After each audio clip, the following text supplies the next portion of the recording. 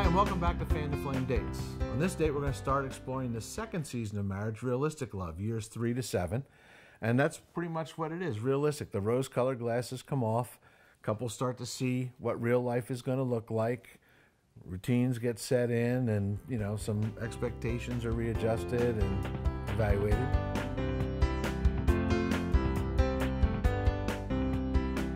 Real life happens. You have jobs, you begin having children, you're in a new home or looking for a new home, and all these things, it's not just smooth sailing right now. Mm-hmm. Sometimes you look at your husband and you think, oh, my knight in shining armor became a page in tinfoil. You know? Or I thought I married the ideal. Instead, we've gotten an ordeal, and I might want to start looking for a new deal. You know? Thanks a lot. No, really. When life begins to happen and routines set in, we become bored with the same old, same old. So it's important that we be intentional about how we do life together. It's what you call mutual coexisting. Right. When we mutually coexist, when we're just going about our daily routines in life. Sharing life under the same roof, same, you know, meals together, same house, but yet there's no connection, there's no emotional touching.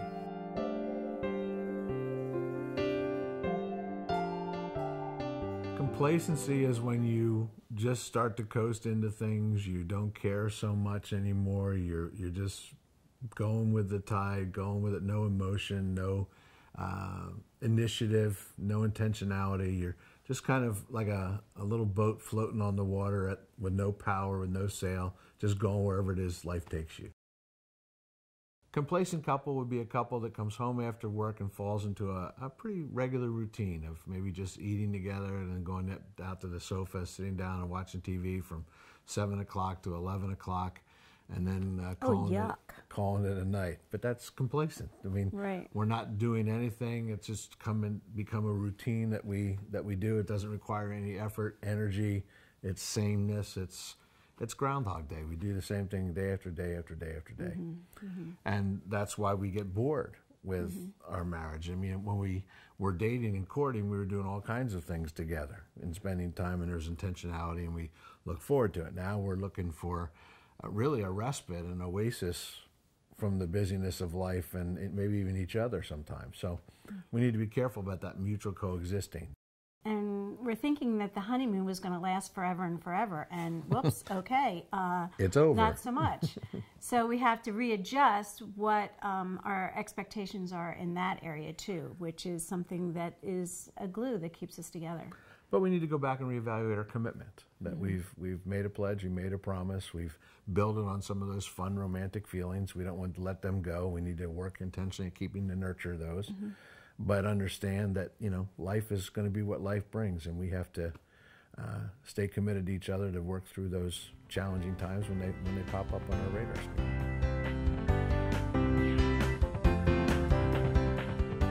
Sometimes when we're complacent and we're mutually coexisting, we look for other ways to connect. We always look for connection. God created us to be connected, not to be alone.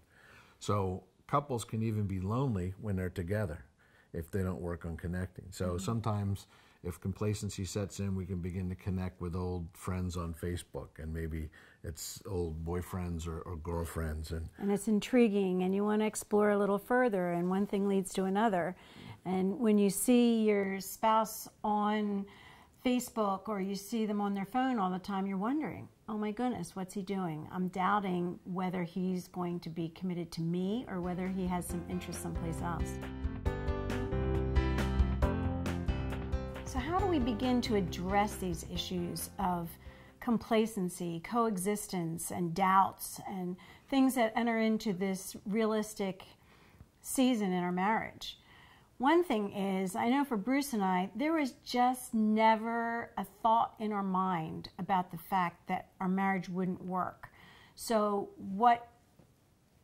we just were committed to make it work. Yeah, divorce was never an option for us. We were going to make it work, and that implies intentionality. We have to not let complacency become the deep freeze that ruins our marriage. We need to work at thawing that out. So we need to look at what routines have we gotten into that produce complacency and begin to break them and shatter them. So instead of coming home watching TV for 4 hours a night, can we do something together where we maybe watch a Fan the Flame date and answer some need and he knows questions, or we play a game together, or we read a book together, or we go out and do something together that would cultivate our relationship and cultivate our marriage.